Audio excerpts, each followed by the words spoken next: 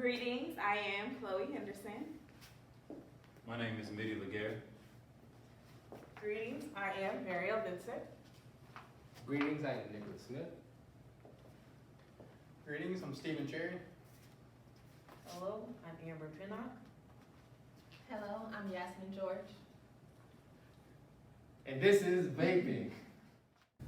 Our goal is to increase the health literacy of those teenagers in Morgan County, Vermont, to improve outcomes and so they can deviate from vaping and the epidemic regarding that. I think to remember with e-cigarettes, most of them, up to 99% of them, actually do have nicotine in them. Even if it says it doesn't, trust me, it still might have some in it. And this is a big problem because, especially in our population, teenagers from the age of 13 to 17, it's a really big deal because nicotine can actually cause problems with brain development. Most particularly, it's going to focus on things such as your mood, your impulses, and things of that nature. So if you're impacting this with teens that are still developing, it can greatly hinder not only their time now, but it can impact the rest of their life with being able to handle certain stressful situations. Another thing to remember is some flavorings can cause lung damage. We typically don't think of flavorings as actually going to be able to cause lung damage because most of the time we only use flavorings in our food. When the flavorings get in your stomach, it's fine. Your stomach can break it apart, there's no problem. When you breathe it in, it's a much different issue. It can actually cause a lot of lung diseases and it can actually cause lung cancer. Vaping hurts others around you. Remember that.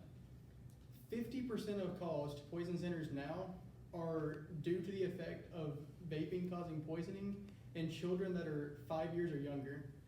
These teenagers, they're 13 to 17 years old. How many of them do you think have brothers and sisters that are 5 years or younger?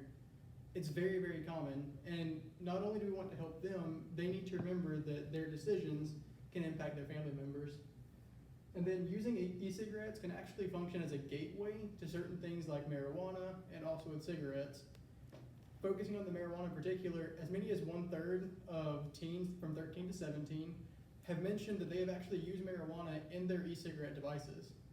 So if they're already starting to use that now, what is to stop them from going further in and going to maybe something like cigarettes that can hurt their lungs and their lives even more later on in their lives?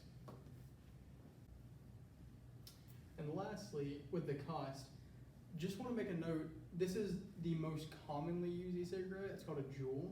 It's $49.99 just baseline. Without tax, it's $49.99. That's already a large amount, especially for kids that are 13 to 17 years old. Add in the fact that Vermont has a 92% e-cigarette tax, and all of a sudden, these Juuls that all these kids are using, all of a sudden they're hitting $94, $95. That's a lot of money to pay for someone that might not even have a job yet. Okay, so addressing the issue at hand mostly is that a lot of the teens are unaware about exactly the harms of vaping. So some of the things that we decided that we want to do to address the issue is one of them is appealing to the social media platform.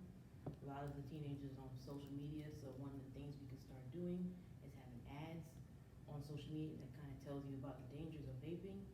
Another one we wanted to implement was having school fairs, so coming to where they mostly go to and having activities where we talk about vaping and the dangers, because ultimately we want to reduce the usage of vaping.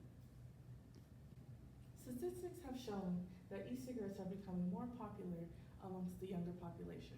Young adults are being exposed and starting to use e-cigarettes more than cigarettes.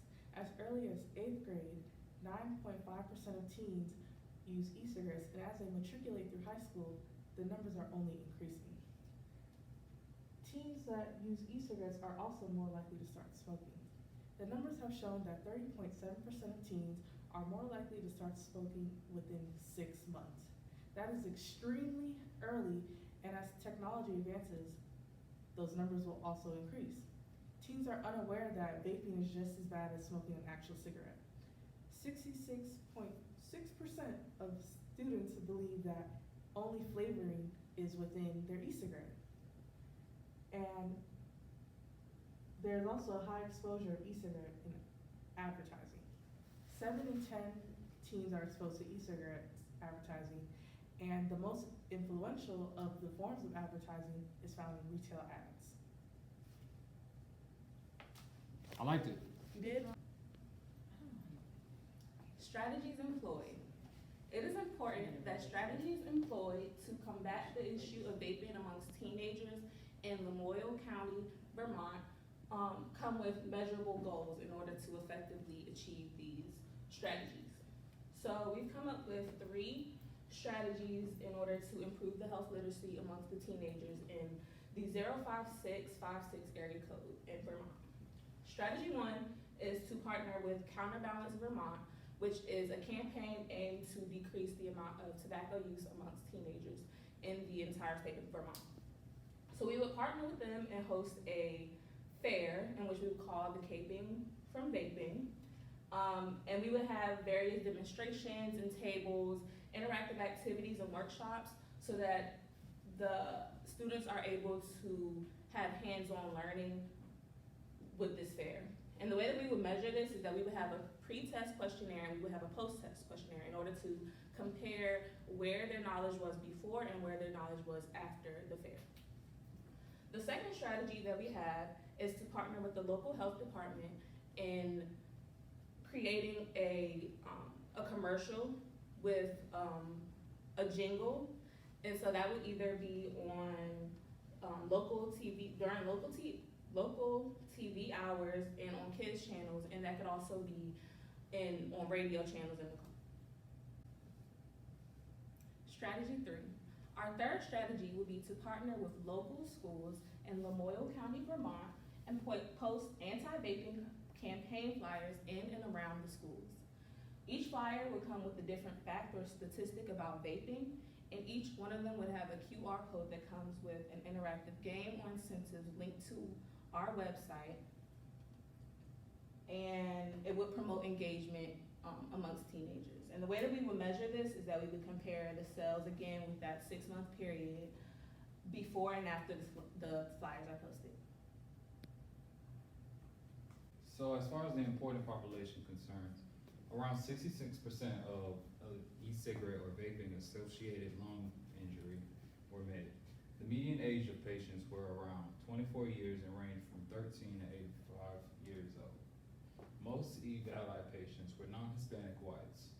As far as, finding an alternative, teenagers may think that going to vaporizing and e-cigarettes may be a better source, but it actually may cause more harm. 82% of people reported using THC-containing products. 57% reported using nicotine-containing products. By the age group, we're talking about 15% of patients who were under the age of 18. Around 37% of the patients were 18 to 24 years old, and 24% of patients were 25 to 34 years old. One of the arguments that the vaping industry likes to make is that their products have no tobacco and they are a completely safe alternative to smoking cigarettes. However, it is safer than tobacco use. They do have their harms due to the ingredients like the nicotine and the solutes and solvents that are used to make the product. Beyond that, they use vitamins and they think, oh, we have vitamins in our supplement. It's a supplement, it's for nutritional benefit. However, vitamin E is a safe product. Vitamin E inhaled through your lungs is not safe and has actually been associated with a liver injury. Those see that, oh, I can use this on my children, it'll be fine, it's not a big deal. With these volatile substances that are coming out of the aerosol, they're okay for adults. However, amongst children in small enclosed spaces, that exposure can lead to a toxicity over time.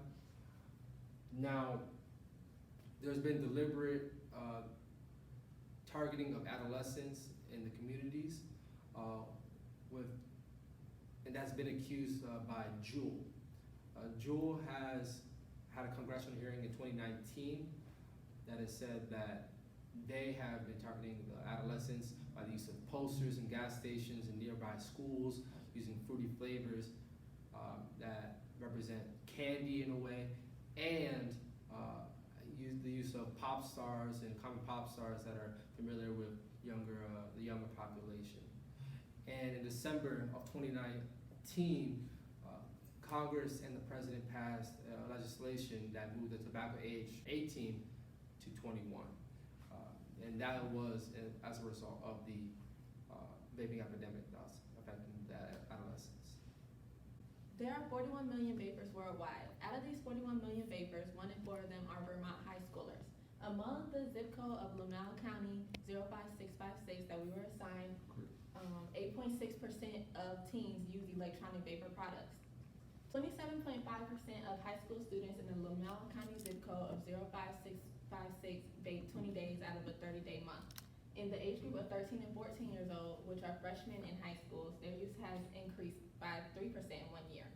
In the 15-year-old age group or sophomores in high school, their use has increased by 5% in 1 year. The 16-year-old age group or the juniors in high school, their use has doubled from 11% to 22% in 1 year. And in the 17-year-old age group, their use has increased by 10% in 1 year. As you can see, the higher the age in the students, the more that they vape, which may be due to the dependence that they have gained from continued vaping over time.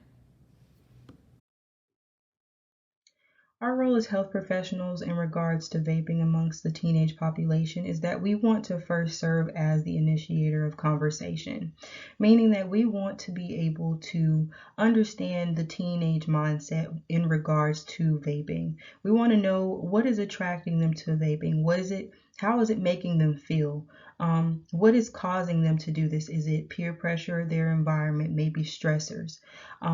So then we would also like to provide an educational opportunity so that they can understand the effects of vaping, future body effects being non-beneficial, or, giving them a few statistics on, the usage of vaping amongst their community. Or we can also provide, cessation programs for them so that it can help them move forward further as they get older. Also, we would like to implement strategies that can actually benefit the community, like as far as having health fairs, workshops, or innovative activities.